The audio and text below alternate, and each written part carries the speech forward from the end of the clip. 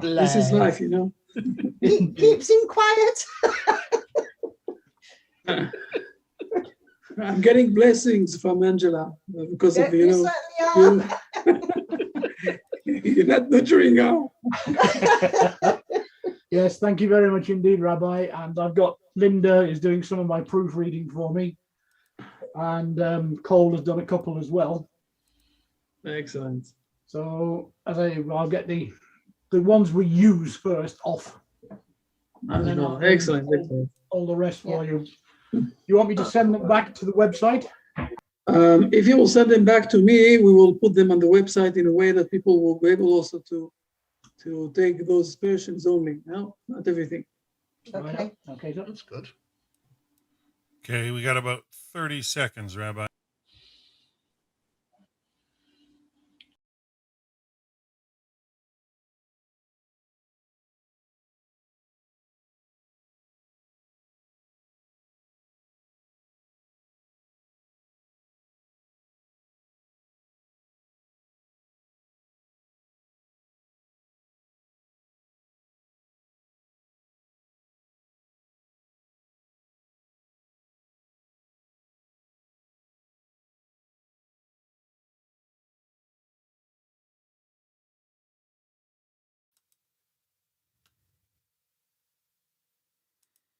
Hey, good day, everybody. Welcome back to another episode live from Jerusalem with Rabbi Chaim Goldberg and his Genesis class. This has been a class that's been dear to a lot of people. We're always joined by many from around the planet in the Zoom room. I see we've got Netzak with us from the Czech Republic, and James and Wendell, Linda, and I see we have Nathan and Ariel Murdoch. Good to see you folks. Jacobi all the way in India. It's just a joy to be with people from all around the planet and hear the light of Torah shining out of the nation of Israel, and especially from the Noahide World Center and Rabbi Goldberg. So let's just jump right in and see how the rabbi's doing today.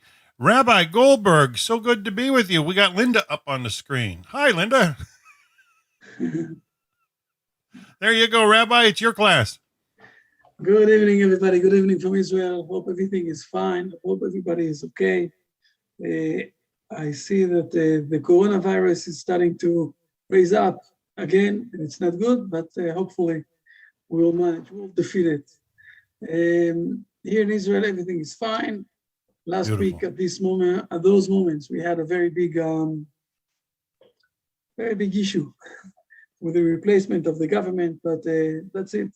It's a week after that, and we are jumping inside.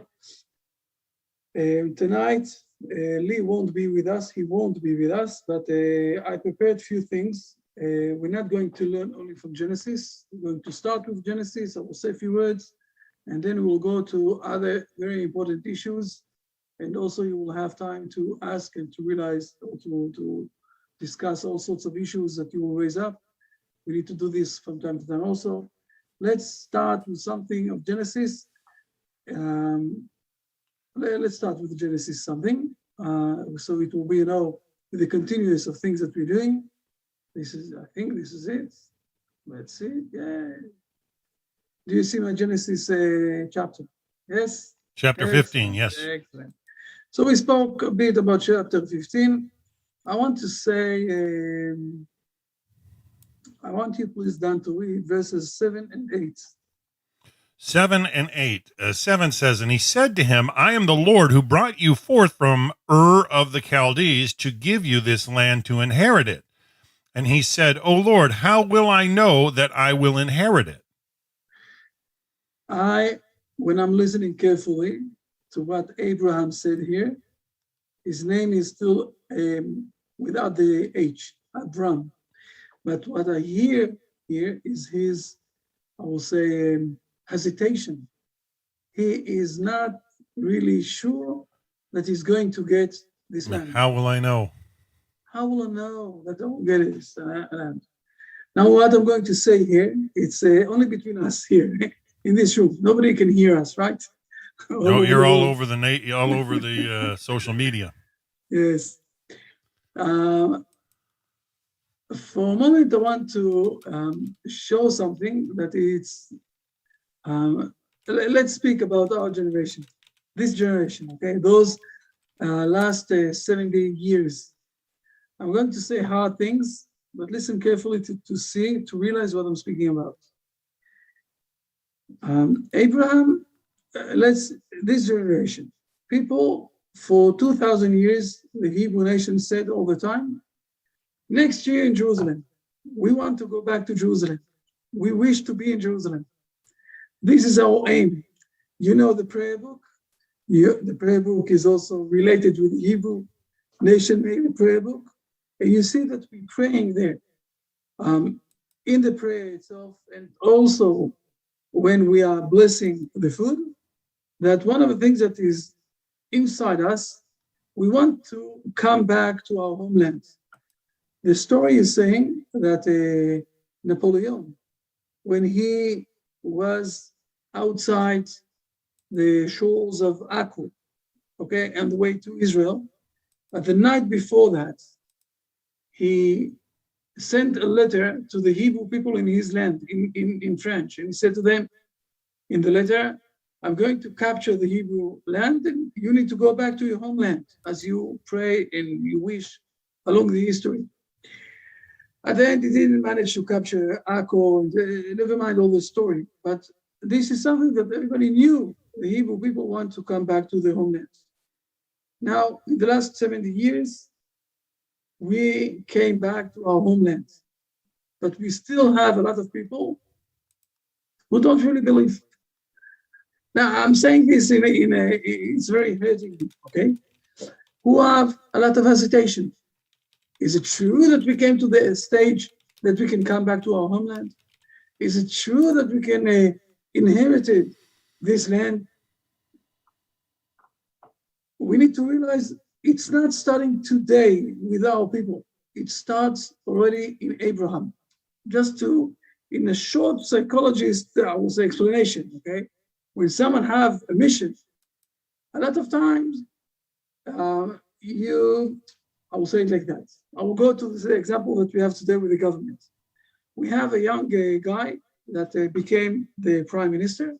He's not even 50 years old. And he's trying to show to everybody that he's supposed to be in this place. Now, I won't go inside to all of the details, but he doesn't have his how do you say it? His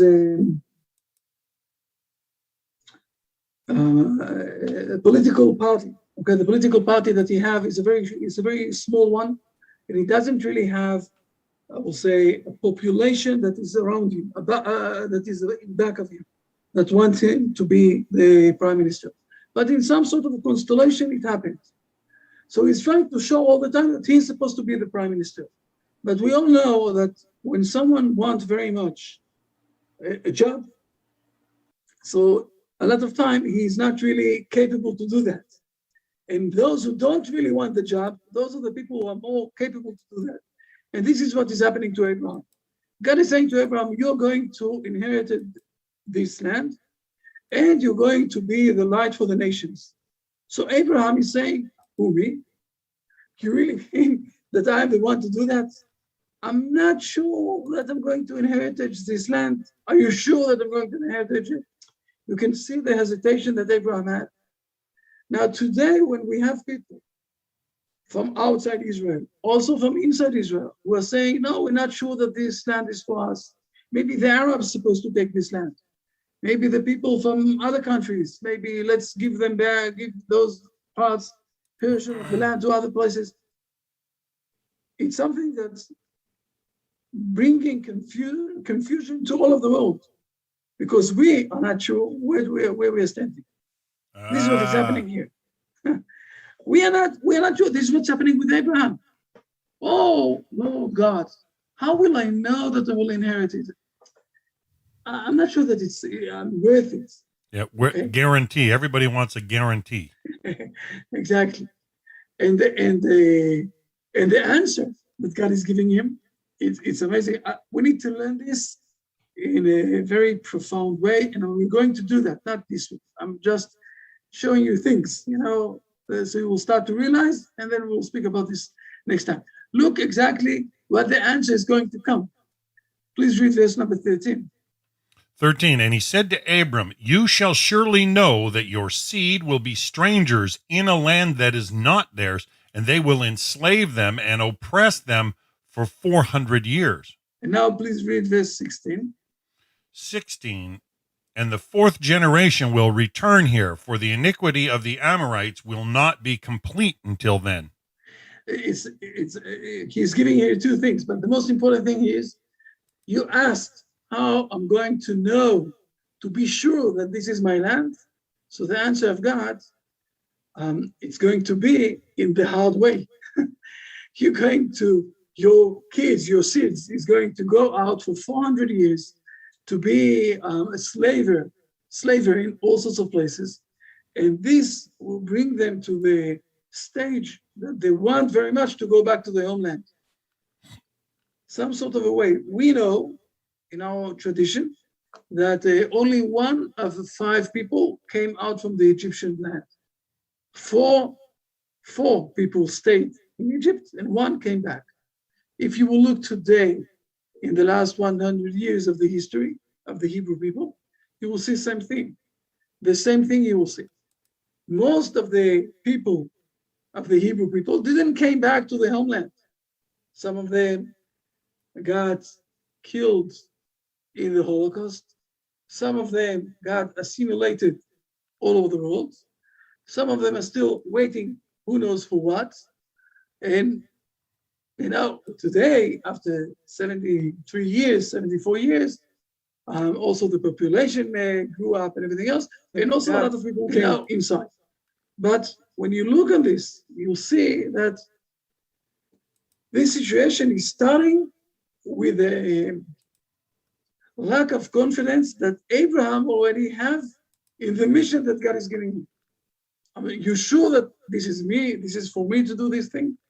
And also today we see this lack of confidence in the Hebrew nation. This lack of confidence is growing up or going out also to others. People are getting confused. Also the Hebrew people are saying that they are not sure that this is their homeland. And this part they need to give to I don't know what to do. And this is where we're starting to have all the different misunderstanding and a lot of arguments that is going around. And it's not easy to say, but I'm sure that you all know that the European Union is sending a lot of money inside to try to destroy Israel. And this is also related to other questions, because the Christian world is not comfortable with this, that the Hebrew people came back to their homeland. Oops, maybe the Hebrew people knows how to read the Bible and knows how to explain the Bible in the right way. And we were mistaken for 2,000 years. So they're sending a lot of money inside to try to destroy the Hebrew people, or to destroy the Hebrew nation, the Israeli nation. And the same is happening with the Arabs that also have a lot of, we didn't spoke yet, not about the Christian, not about the Arabs too much. But this is, I will say, something that is starting with the misconfidence that we have inside us. Just like Abraham also had something like that, with a lot of questioning. Good enough to do this mission? Are you sure? The hesitation is starting with Abraham, not with us, with our forefather. This is something that we inherited inside. We're going to learn this much deeper next time. If anyone have questions about this, I'm more than happy to answer. If not, I will continue on with other things. Travis, long time no see. How are you doing? Yeah. We haven't seen Travis for a couple of weeks. Yeah, I'm wonderful. I'm back. I feel good. I really hated missing the classes. It made me feel so bad. Anyway, I'm back. You're here now, and I'll let y'all know something later. Sweet. Good to see you. Excellent. Okay, questions about this? If not, we will continue on. I have other things that we need to discuss tonight. With your permission, because I got, yes, any questions? Nothing, it's okay, fine, let's continue on.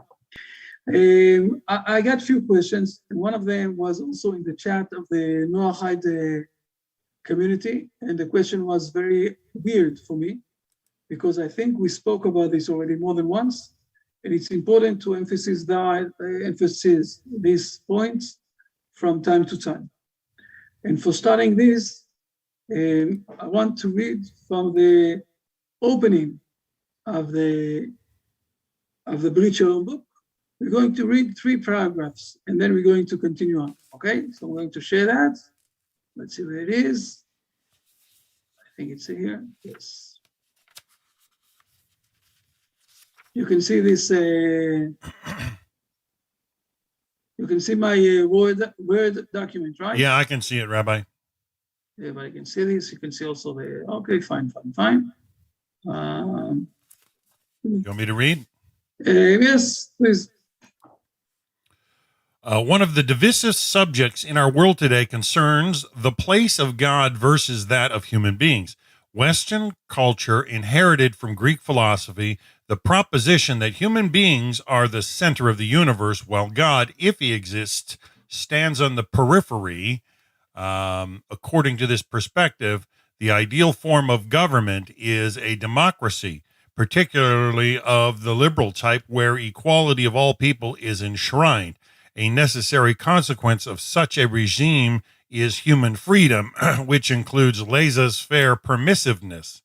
Okay, so we have the first part. If we asking, the main question is, what is the connection between man and God? The philosophers who didn't believe in God, some of them did, some of them didn't. And also those who believed in God said that it's a God that is very far from us, not God that is related to us. They said that even if you will say there is God, okay, He's so far out there, yeah. It's something that, let's give him once a week in the church, few minutes, so he won't be so angry with us and leave us alone. The main central side of what's happening here is human being. Let him do whatever he wants to do. If he doesn't want to get married, so he won't get married. If he doesn't want to, if he wants to do, of course, don't destroy the society. Don't steal, don't kill, don't do those things. But do whatever you want to do. And once a week, few minutes, show yourself that you're connected with God. Also, when someone is getting birth, or someone is dying, or those things, do a few things with God, and that's it. So this is one side. Let's continue on to the other side. The Muslim, please. The Muslim world, on the other hand, does not hold by these basic principles and maintains its traditional position that God is the absolute center of everything. Individuals are left with a peripheral role of submission before the divine.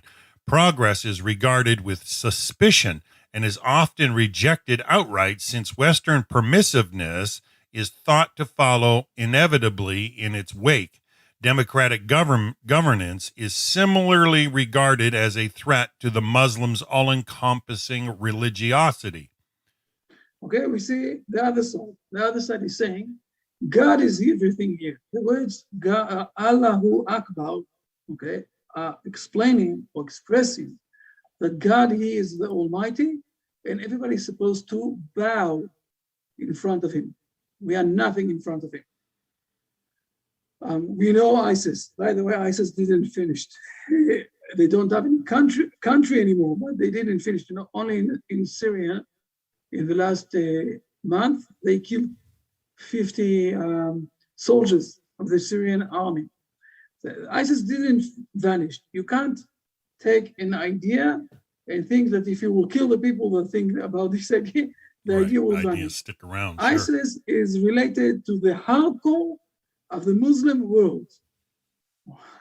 There is also all sorts of ways, just to realize, to explain a little bit of the Muslim world, okay? Don't get terrified, but this is how they are thinking.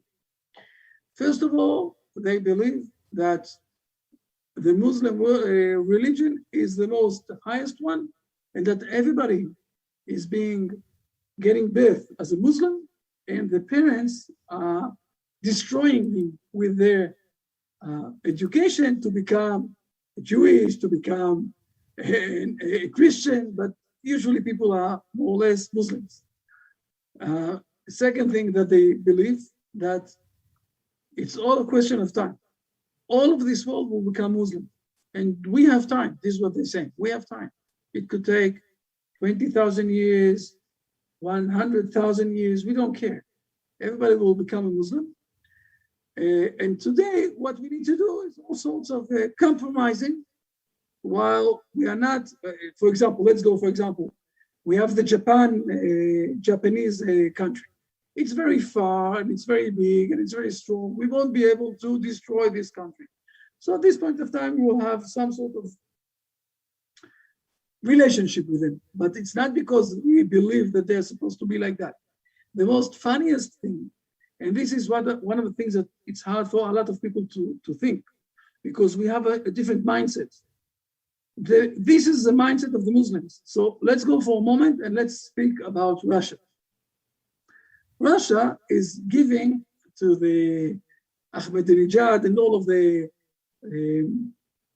Iran country, all the possibility to build up a nuclear bomb. Yeah. What they don't know is that how they are looking on Russia. Russia thinks, okay, we are gaining money, it's good for us, we have good relationship, they won't attack us. They're looking at them as a stupid people, okay, graduated people, the Russian people, okay. This is how the Iran people are looking at the Russians. And at the one moment that they will be able, or they will have the possibility, they're going to attack them because everybody there is supposed to be Muslim. People don't know, but those are things that they're writing. Those are things that they're saying. You need just to learn a bit and to listen a bit. We are living in a neighborhood full of Arabs, okay? We know what we're saying. So when we're looking at this, what is ISIS? What ISIS is doing? ISIS, and unfortunately, they also got a lot of the young people from all over Europe that came to them. If I remember correctly, one of the people who killed a lot of people came from England, if I remember correctly. What are they saying? They're saying God is the main thing, the ultimate thing here. Therefore, if someone don't want to obey or to go down in front of God, we'll kill him, we'll smash him, we'll take his head off, we'll fire him inside the fire, we'll put him in water. He is nothing, because the main thing is God. Just the opposite side of the Christian world. So let's go for a moment and see what is, I will say, the other side. Just a moment. Yes. Okay. Let's start. Let's read it. Yes. In the arena where this struggle is taking place, it does not appear at first glance that it is possible to reach accommodation or understanding. Yet it may be possible to bring these two civilizations towards accommodation if they would only allow themselves to listen attentively to the unique message of Judaism. According to Jewish tradition, neither God nor human beings are at the center of the universe, but rather the dialogue between them, where people serve as partners with God in perfecting his creation. Thus, the stinging antagonism that we described up till now is removed. Mutual sympathy on the part of the Creator and his creation, both on the individual and community levels, is established. In actual practice, this partnership has been worked in the return of the Jewish people to Zion, together with the return of the divine presence dwelling among his people in the state of Israel. We're saying something also totally different that will manage to bring those two main ways in this world to not only to compromise, but something that will relax or will calm down all of the problems or all of those main issues that we have between those the Christian world and the Muslim world. That didn't start. It's only started in 9/11, but since then we see all the time how much this is a big debate in this world. And for that, I want to jump for a moment to chapter 1 in Genesis. To go back, let's go back to chapter 1 in Genesis and to see what exactly is happening. And we spoke about this a few times, but I say that I need to say this, especially because we're getting from time. There are some foundations that we need to remind ourselves if we want to continue on. Okay, we have no choice. Let's read for a moment verses. We are here in chapter 1. Please read verses 21. Just a moment. 26 and 27. 26, 7, and 8. Okay, so can you scroll back up to 21? No, 26. Sorry, from 26. 26. And God said, 29. Okay. And God said, let us make man in our image, after our likeness, and they shall rule over the fish of the sea, and over the fowl of the heaven, and over the animals, and over all the earth, and over all the creeping things that creep upon the earth. And God created man in his image. In the image of God he created him. Male and female he created them. And God blessed them, and God said to them, be fruitful and multiply, and fill the earth, and subdue it, and rule over the fish of the sea, and over the fowl of the sky, and over all the beasts that tread upon the earth. And God said, behold, I have given you every seed-bearing herb, which is upon the surface of the entire earth, and every tree that has seed-bearing fruit, it will be yours for food. It's amazing when you think about this. God is creating man in the sixth day, after everything is already ready for him and everything else. And he's blessing them. God blessed them, see in verse number 28. But if you look carefully, we will see that also when God created, okay, let the earth bring forth living, everything, okay, in this, he also blessed them. Okay, he also blessed them. And while we see that God is blessing everything, okay, the main thing that is happening here is that God is starting to speak with them. You see that? God is saying to men, to Adam and Eve, to both of them, to the man that he created. It's the only creature that God is speaking with. It's amazing to think about this. And now, at this point of time, chapter 1, we don't have the Hebrew nation yet. It's for everybody, Adam and Eve. We're not speaking about the Hebrew nation. We're saying in principle, God wants to speak with his creation. He's not speaking with everybody, he's speaking only with men. And if we go into chapter 2, we will find this even more clear that God is saying this. In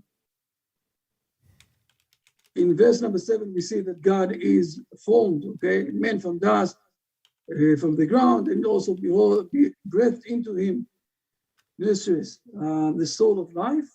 And then we see, please read verses 15 and 16, 15 to 17.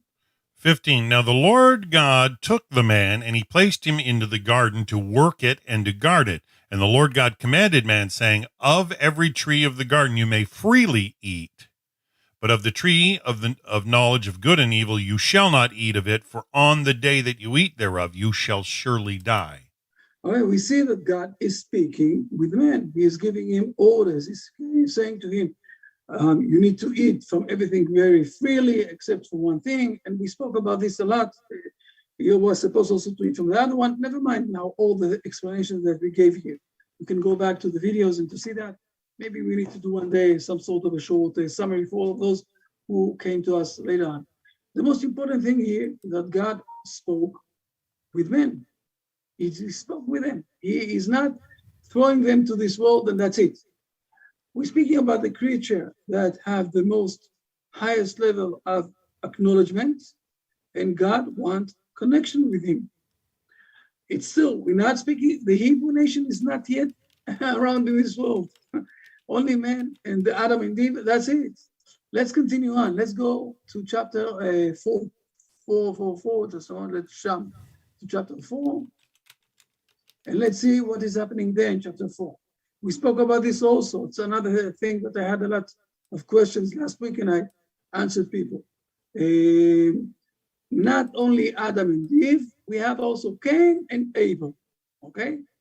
We see in verse number 1, we have Cain, and in verse number 2, we have also Abel. What is happening in verses 3 and 4, please, Dan? Read verses 3 and 4. 3. Now it came to pass at the end of days that Cain brought of the fruit of the soil an offering to the Lord, and Abel too brought of the firstborn of his flocks and of their fattest. And the Lord turned returned to Abel and to his offering, but to Cain and his offering he did not. Fine. What we see here, very, very simple. They are speaking with God. We said already more than once, we see that in a moment you will see in the next verses that God is speaking with Cain, he's not speaking with Abel. Cain is in the most highest level. He is the prophet here. Abel is not the prophet. God, the only thing that we see that God is accepting, okay, the offering of Abel. He turned to the offering of Abel. He's not turning to the offering of Cain, but he is showing him the way. He is telling him, please read verse number 6 and 7. We're not going to explain this too much, but I will say a few words. And the Lord said to Cain, why are you annoyed, and why has your countenance fallen? Is it not so that if you improve, it will be forgiven you? If you do not improve, however, at the entrance sin is lying, and to you it is longing, but you can rule over it. We see that God not only speaking with men and with the people in this area, he is accepting the offering of Abel. He is not accepting the offering of Cain, but he is explaining to him exactly what to do and how to do, and how he can come to the stage that God will accept his offering. Again, I'm reminding us all, those are chapters that the Hebrew nation is not existing in this world yet. It's for all of humankind. It's not related only to the Hebrew people, not at all. Let's continue on. Let's go to chapter 9, if I remember correctly. Yes, 9. In chapter 9, no, chapter 8, we need to go. Sorry.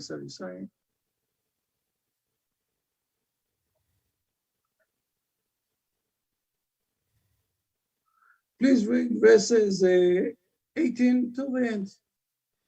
18. So Noah went out, and his sons and his wife and his sons' wives with him, every beast, every creeping thing, and all fowl, everything that moves upon the earth, according to their families, they went forth from the ark. And Noah built an altar to the Lord, and he took of all the clean animals and of all the clean fowl, and brought up burnt offerings on the altar. And the Lord smelled the pleasant aroma, and the Lord said to himself, I will no longer curse the earth because of man, for the imagination of man's heart is evil from his youth, and I will no longer smite all living things as I have done. So long as the earth exists, seed time and harvest, cold and heat, summer and winter, and day and night shall not cease. We see something again. Noah is not the Hebrew people.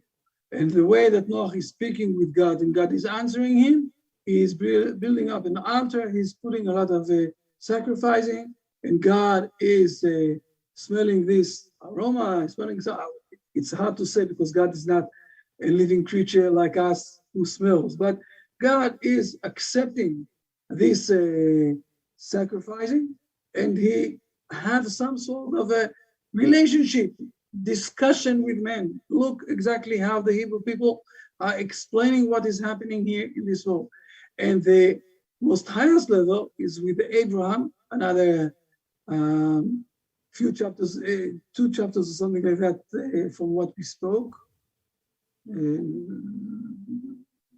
Sorry. Let's continue on.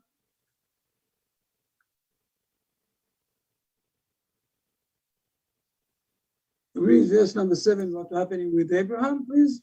7. And now return the man's wife, because he is a prophet, and he will pray for you, and you will live. But if you do not return her, know that you will surely die, and you and all that is yours.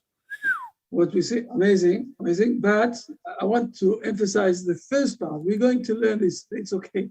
The first part is it's amazing.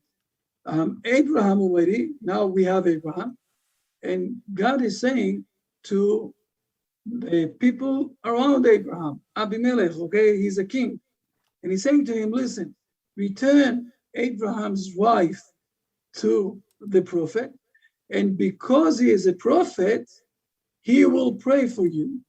So we see now, what is a prophecy? Prophecy is that God is speaking with men. What is pray? pray is that man speaking with God. The connection, we're going back. The main thing is a connection between man and God. This is the main thing.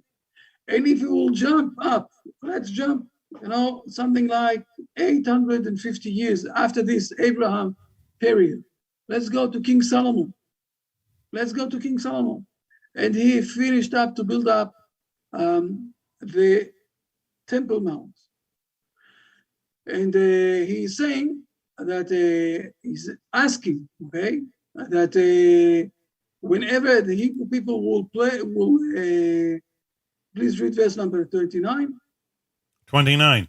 That your eyes may be open towards this house night and day, toward the place which you said, my name will be there, to listen to the prayer that your servant will pray towards this place. Here it's speaking still about the Hebrew people. But let's look for a moment in verse number 41.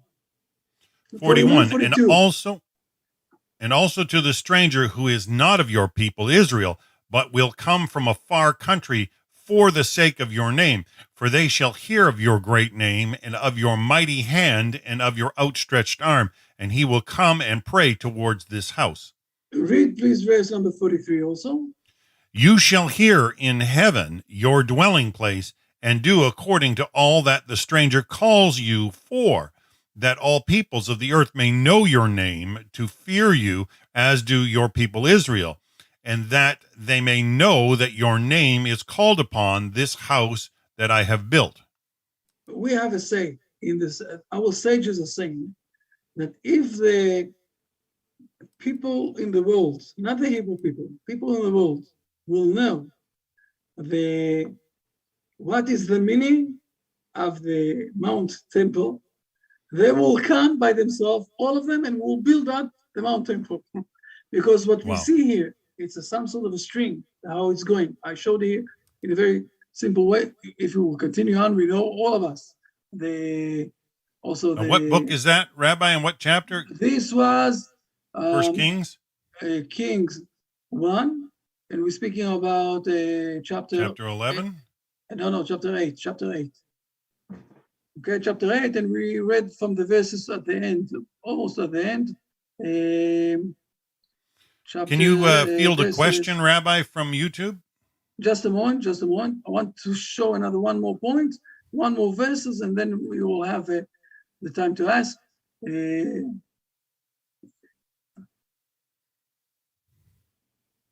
Please read verses 1 till 4. That's it. 1. The word that Isaiah, son of Amoz, prophesied concerning Judah and Jerusalem. And it shall be at the end of days that the mountain of the Lord's house shall be firmly established at the top of the mountains, and it shall be raised above the hills, and all nations shall stream into it. And many people shall go, and they shall say, Come, let us go to the Lord's mount, to the house of the God of Jacob, and let him teach us of his ways, and we will go in his paths. For out of Zion shall the Torah come forth, and the word of the Lord from Jerusalem.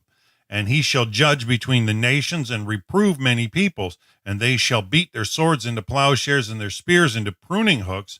Nation shall not lift sword against nation, neither shall they learn war anymore. Beautifully said. The main point here is, again, when we say that the Hebrew people are supposed to be the glory of the world, or those who are teaching the priest of the world to teach all the world, what exactly are they supposed to do? They're supposed to teach how to have the connection, the right connection between man and God. And this is something that is going to become in the Hebrew land, in the Mount of God, in the main house of God. And this is in the Mount Temple. And this is starting from chapter 1, when he created man, he wants to discuss with God. Not that we will say, okay, if there is any God, we'll give him 1 hour a week. Or on the other side, God is the Almighty, everything here. No, we're speaking about some sort of relationship between man and God. And we showed this also more than once in the story how exactly we have the flame.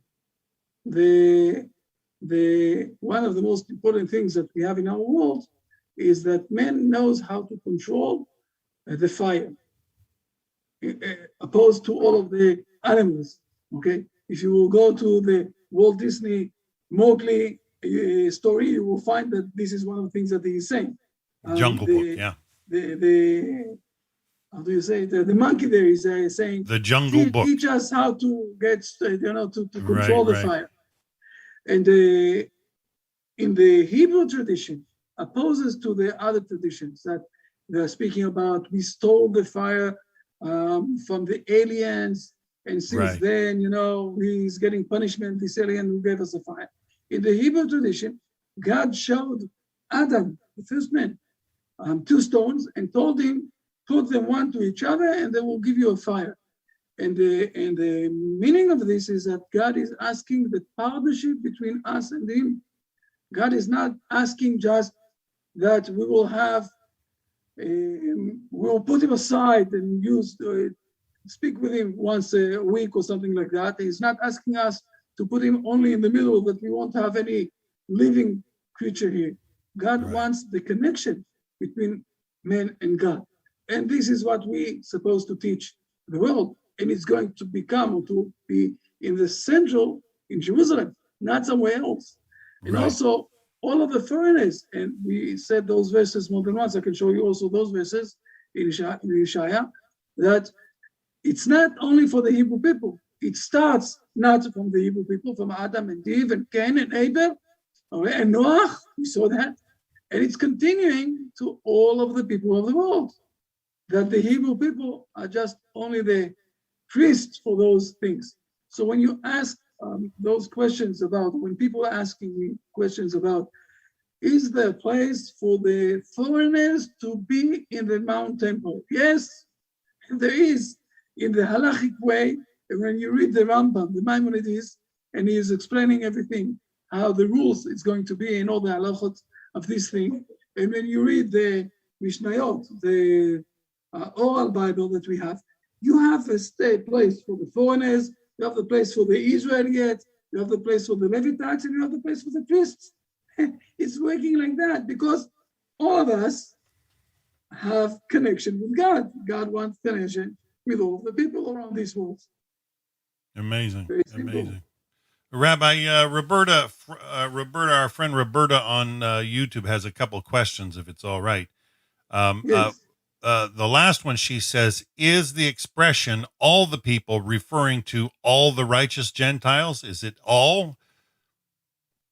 Yes, it speaks about all of them. Yeah, if I recall, those that will not come up annually, I think, the rain gets withheld, right? Everybody have the potential to come. There will be those who will still be very opposed, negative, against God and all those things. I'm not God to know exactly what he's going to do with it.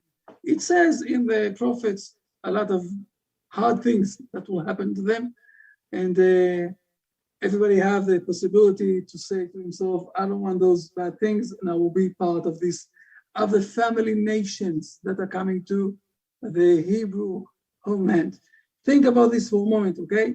I will give you numbers, real numbers. 2019, a year ago, when we didn't have the corona, a year and a half ago, we had more or less, I'm saying real numbers, okay?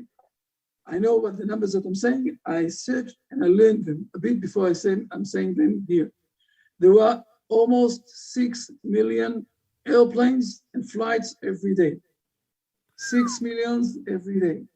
We knew that there are 40 million people who are going to Italy to see the place of the Colosseum. Of the main place of the Christian Rome, world. yeah. There were only 4 million people in Israel who came to Jerusalem. 1/10. 87% of them are non-Jewish people. Okay, you with me? 87% of the 4 million. And we all know that it's only a question of time that it will be differently. Most of the people will come to Israel and won't go to Rome. Okay, it's a question of time. Maybe it will take 20 years, but it's a question of time. Maybe some of the people will go through Rome, but they will come to Israel. Jerusalem is going to be the central of the world. You're asking me if the Temple Mount will be built another 7 years or another 20 years? I don't know. Okay, I really don't know. But this is the way, the direction of everything. This is how it's working. Till now, the prophets were very exact and right. So I don't see any reason why it will stop. This is how God is functioning in this world. That He is saying His words. He is saying that this is what will happen, and this is what is happening. The question is, who is going to be part of the right side of the bread? You know, when you put the chocolate or something like that. And no, it's not going to be in the right side of the bread. This is a question. The Noahide people are already inside. When you're also helping others to this stage, you bring more and more people to the right side. This is how it's working. That reminds me, you know, I still may want to go forward with this television station, Rabbi. We haven't spoken. I know. I'm working hard to find the person that will donate us and everything else. We are going to do that, hopefully, okay? I start already with the one person. I'm going to sit in with another one tomorrow. I'm working hard for that. All right, I look forward to hearing back from you. Roberta also asks. She says, "Shall Roberta Froslini in YouTube?" She says, "Shall the Moshiach come when all the Jews have returned to their homeland?" Like, is that a prerequisite that all the Jews in the world have to return? There is a saying in the Rambam, in the Maimonides, he says that those things, we don't know how they will happen until they will happen.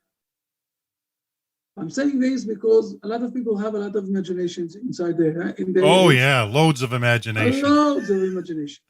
And I don't know to answer the exact answer, not only because I don't know, because nobody knows. We are in a period of the Messiah because the Hebrew people came back to their homeland. So we are in a period of this time. Are we looking for a specific person? We do. Is this stopping everything, the process? No. So exactly what and how and when exactly this specific person will come, I don't know. Meanwhile, we know that we, in a stage,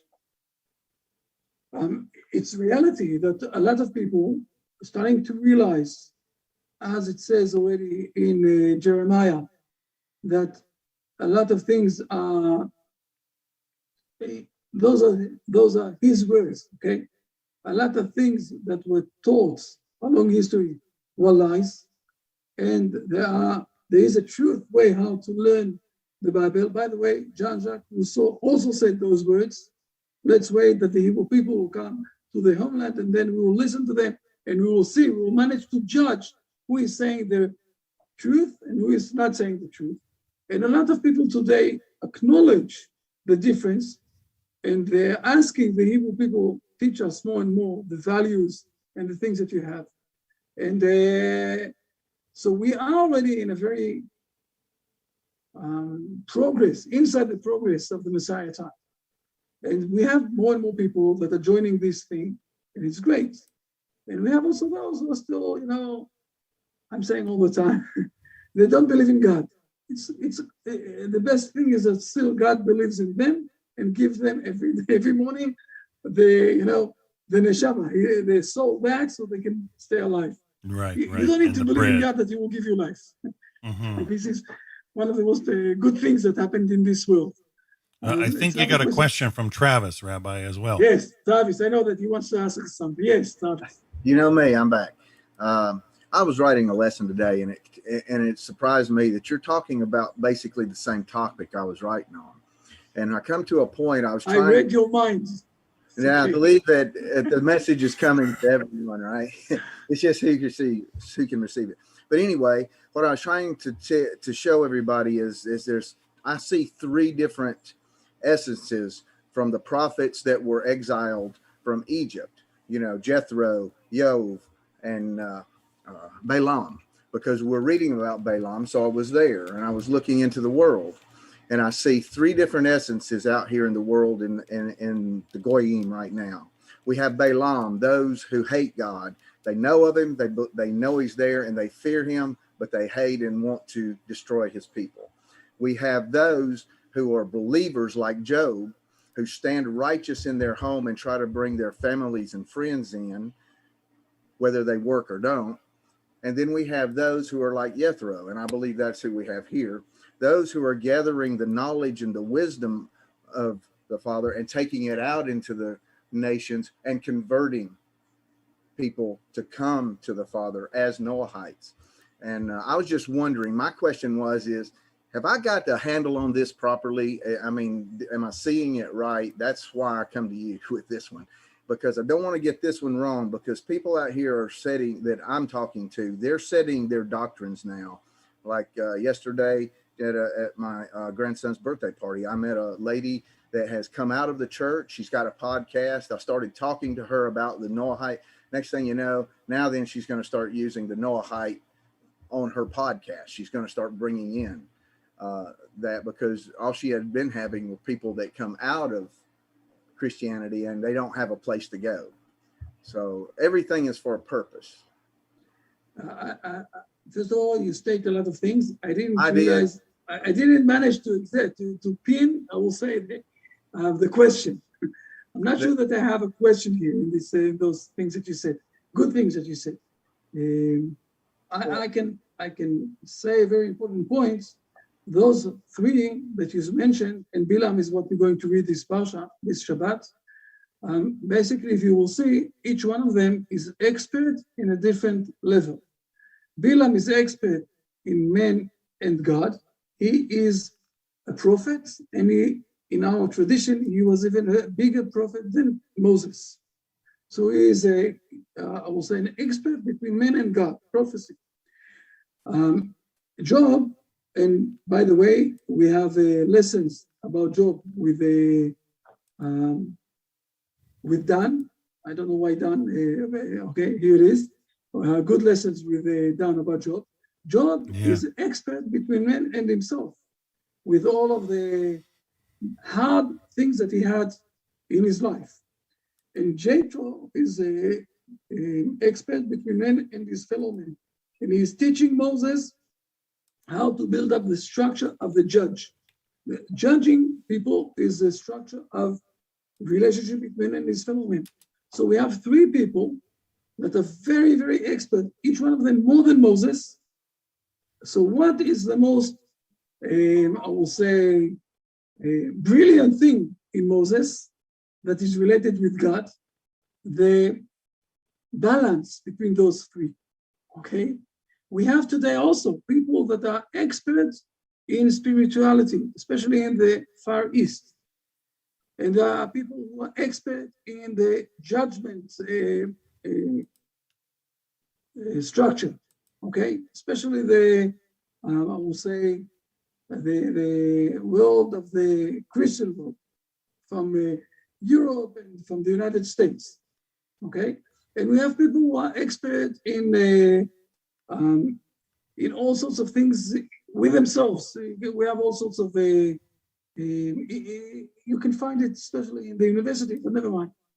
The main point, or the main thing of the Hebrew tradition, is the balance between those three, where you put the right thing. And also, we spoke about this more than once. In the 7 laws of Noah, you have 6 laws, but 2 of them are the relationship between man and God. Don't believe in God, don't blaspheme God. 2 of them are relationship between man and his fellow men. Don't kill and don't steal. And 2 of them are related to the relationship between man and himself. The relationship in the sexual side. This woman is bone of my bones, shell of my shells. This is part of me. And also, not to eat from a living limb. That this is teaching us how to behave, to have control on our emotions. So we have also, again, the balance of those three. And we have the main thing that is holding this structure is to build up judge courts and all those things that everybody will place those things. So those 3 main giant people who are even bigger than Moses. Jethro was Moses' teacher. Think about this. Moses is running from Egypt, and he's going to Midian, and Jethro is accepting him, and he's teaching him how to become prophet.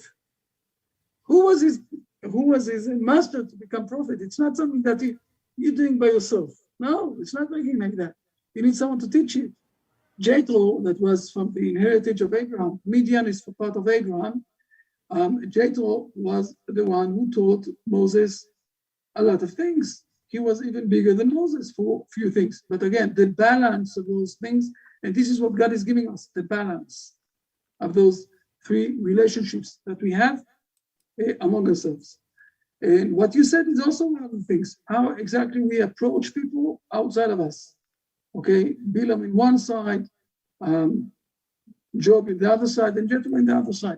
Those are three ways how to relate with others. So you said also good things. Again, if there's also a question, I will try to answer. I didn't catch any question there. My question was I on the right path? Thank you for that lesson. It really brought more understanding to it. I've read part of that, but I didn't grasp it until you spoke it. So thank you very much, Rabbi. Not a problem. Excellent. Do we have more questions? This is the time, and now we have 7 minutes. We can speak about whatever is on your mind. Just feel comfortable. I'm not promising that we will answer everything, but we can ask it. Nothing online, Rabbi. Sorry?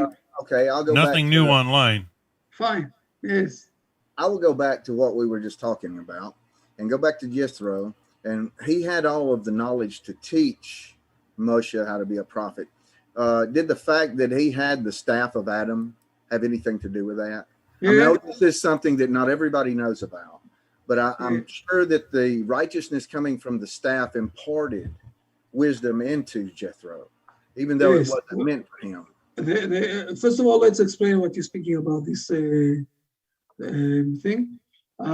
We know that Adam and Eve had few things that they got from God.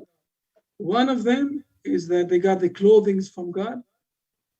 And it went along history and until it came also to Esav. Okay, Esav and Jacob to Esav. And another thing that there was, he had the stick, a very special stick. How do you call it? A staff. A staff, right? That had also the wording of God inside it. Now, the Midrash is saying that it was stuck inside Jethro's garden. Nobody had the possibility to take it out from the ground until Moses came, and he did it. He took it out. Like the Excalibur story in England. Yeah. Okay. Now, what is the meaning of this story? The meaning of this story is they want to say that there was something from Adam, that passed along the history that came to Jethro. Now, I want to remind us all, Jethro was the main priest of Midian, and Midian is one of the kids of Abraham. After Sarah died, Abraham too brought back Hagar, the daughter of King Pharaoh, that gave him birth to Ishmael. Mother, yeah. And he had more kids from Hagar. We're speaking about he had 12 kids, okay? One of them was Midian.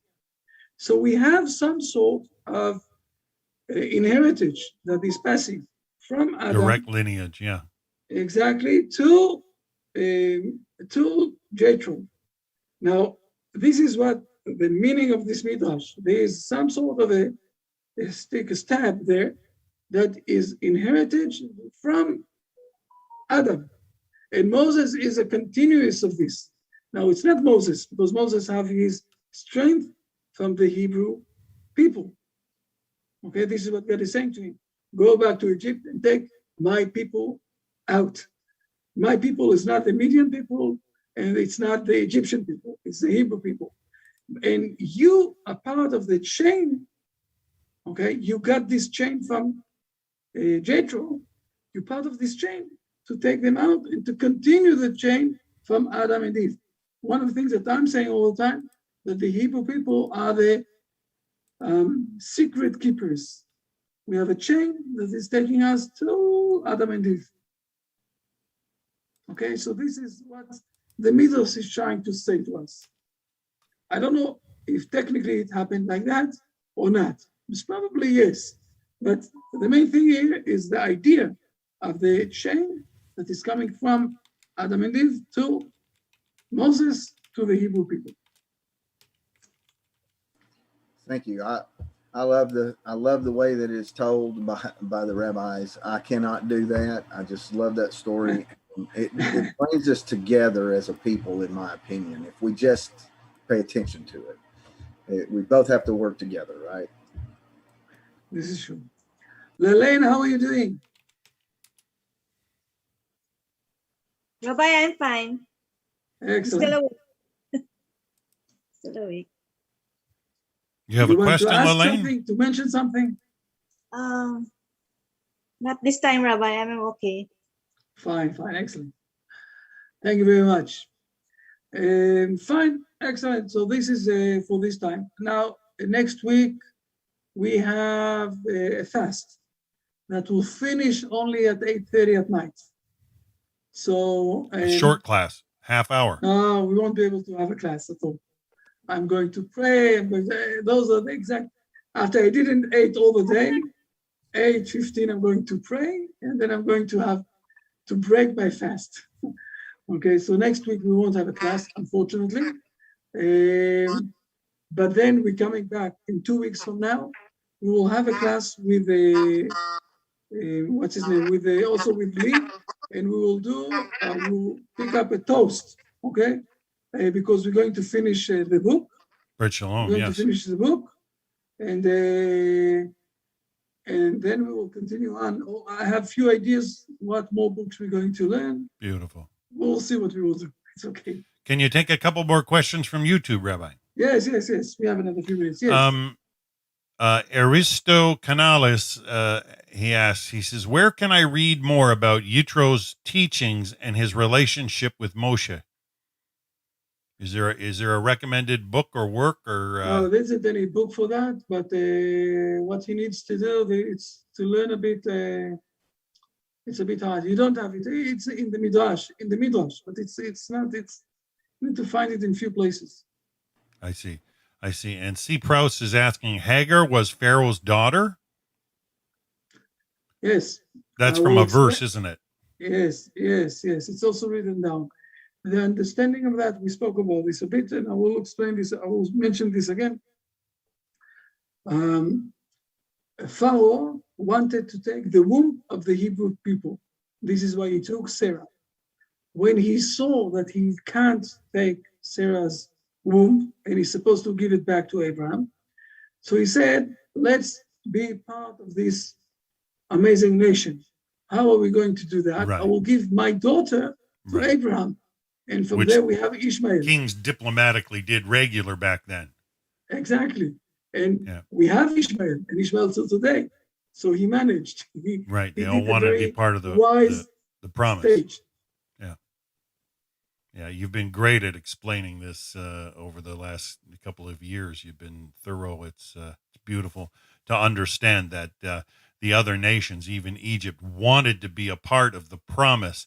And, I still love how you shared with me the one time when Joseph went down there and Potiphar's wife, she wanted to be a part of it. And she foresaw it in the stars, and she wanted to get impregnated in order to be a part of it. It wasn't just a simple, I find this guy attractive, and so I'm going to seduce him. There was intent. There was deeper intent. And so that's husband, why yes. Hagar was Pharaoh's daughter, is Pharaoh wanted his lineage to be a part also of the promise of God. And yeah. Well, I will say another 2 sentences to show this, to expose this a bit more. When we're speaking about Joseph, we'll speak about this later on again, but we can mention this now. Joseph, it's not that he was only a cute guy. She had a husband that was, how do you call it in English? He didn't have the possibility to give birth, to give kids. So the meaning of this is she felt that the culture of Egypt is in the dead. How do you say it? Dead end. Okay, dead end. That's it. Her husband can't bring more, and this is the dead end of Egypt. So she asked herself, how I'm going to bring more the next generation to Egypt. How am I going to do that? I'm going to take the Hebrew person. This is what she wanted to do, but she wanted to bring it to the Egyptians. And Joseph didn't want to do that. If we will look at this now in a bit more broader thing, now that we saw the history, we see that along history, this is what is happening all the time with the Hebrew people. Wherever they're coming, they're giving blessings.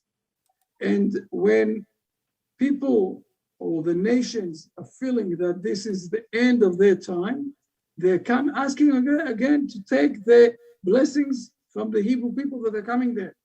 Right. I can tell you that I've heard in few places in the world already that people are saying to me, especially in Europe, but not only. In Europe, they're saying those words. We, 70 years ago, took out the Hebrew people from us. Now we are lacking the blessings and we are lacking the fundamental principles that we need to hear in life. Come and bring them back to us. And this is also what happened with Spain. That was very big, an empire and everything else. They threw out the Jews. And went downhill. Down. This is what is happening all the time. This is what they did in the UK as well, right? In England, right? Almost 1,000 England years was ago. also very high and everything else. And when they started to fight with the Hebrew people, well, this is life. This is life. I'm sorry, Angela and Mike. I'm sorry. Yes. Okay, Rabbi, can I ask a question, please? Yes. You're not allowed, Mike. Okay, I'll ask it on Angela's behalf. It's a question that came up in Noahide UK. And Roberta actually is a member of Noahide UK, but it wasn't Roberta.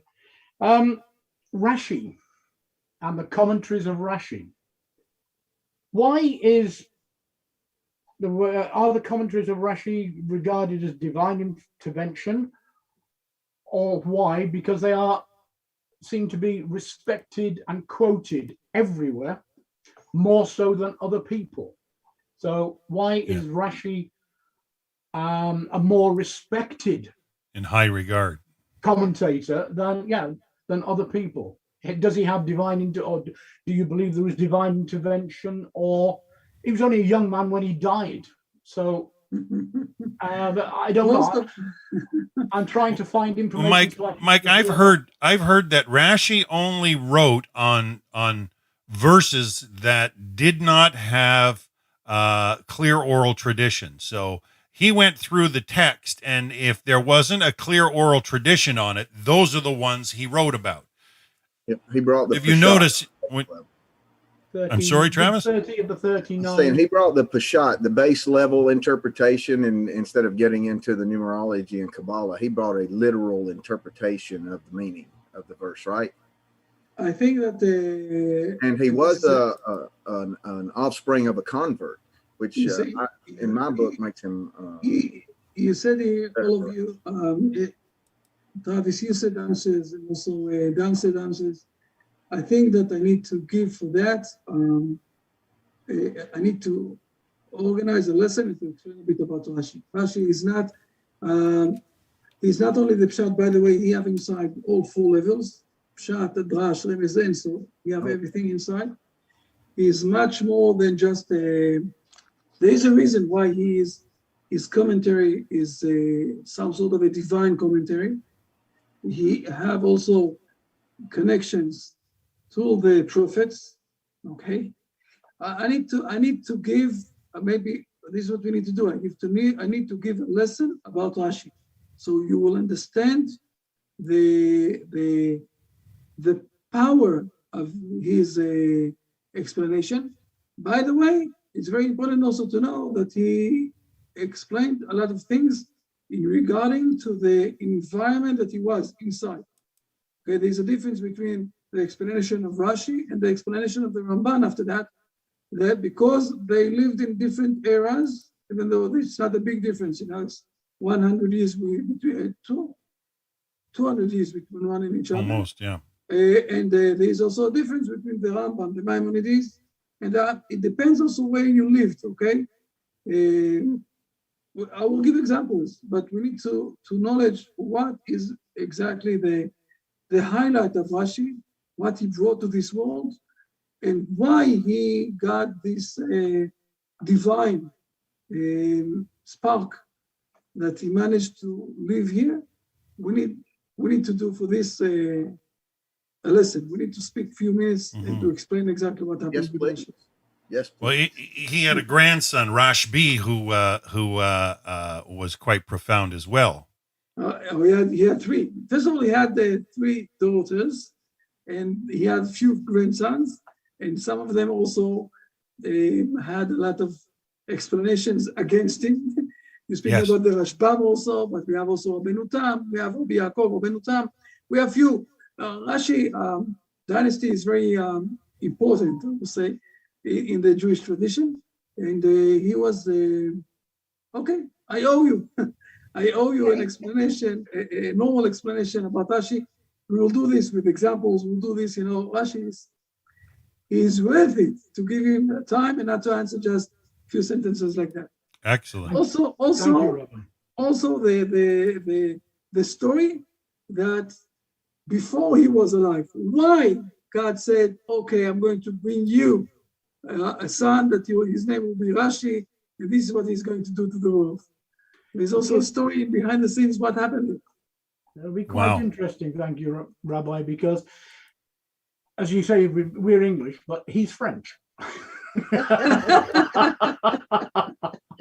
And that's a long-standing feud, almost as long as...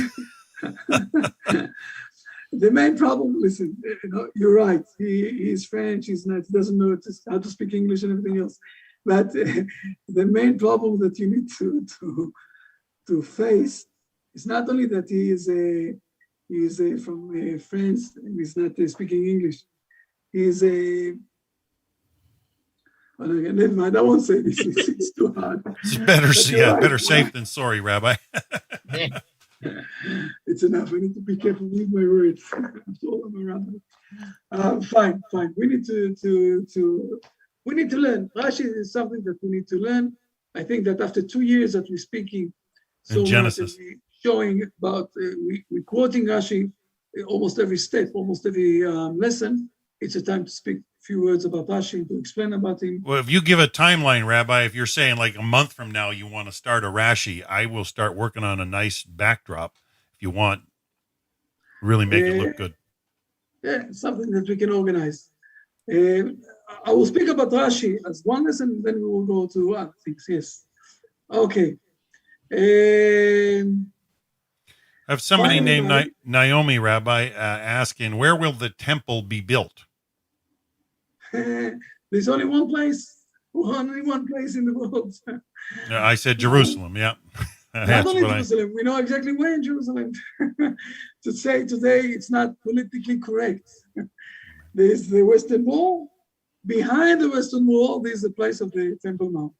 Today, you have there a place where part of the Muslims think that it's a very holy place for them. Part of the Muslims is saying that it's not there at all. But how exactly it's going to happen, who knows? Today we have a lot of fights when we're saying that we're coming to the Western Wall. Well, we're getting a lot of missiles because how come we dare coming to Jerusalem? So I don't know to think how it will happen. That we will have also the place where the Temple Mount is going to be. This is a place. Amen. Baruch Hashem. Sure, in a short time. As usual, it was very good to see you all. And it's not only what Hashem decides, it's also what we are going to do. And this is part of the things. We're all together to do those things. Was excellent to see you all. Unfortunately, we're not going to meet next week, so we're going to jump another 2 weeks from now. 2 weeks. All right. So yes. there you have it. As folks. usual, you can send me emails and everything else, whatever it is, and have a blessing week. And see you. And all. I'll be continuing with the Book of Job tomorrow. We've had a good turnout. I mean, it's been great to have the McConaughey show up, and the Murdochs have been coming fairly regularly. My friend Angelica in Vancouver area, she couldn't make it a couple of days. She had her grandsons were having birthdays, and she's got to do the grandmother thing. But we've been having a good class, good turnout, really wonderful material by a wonderful rabbi. I look forward to continuing with that tomorrow. So if you're available, it'll be 9 a.m. my time, 7 p.m. in Israel. We'll be live here. And thanks again, Rabbi, for authorizing that. And it's going well. Bye, So everybody. we will not have a class here next week at this time, folks. Rabbi is going to be in the middle of a fast and praying. So it'll be 2 weeks. Today we'll be back with, Hashem willing, we'll be back with Rabbi Chaim Goldberg in Jerusalem. So till then, folks, have a wonderful, wonderful week. Bye, everybody. Goodbye. Thank you. Thank Bye. you, Rabbi. Hi, Lloyd. Good to see you. Bye, everybody. Bye. Bye.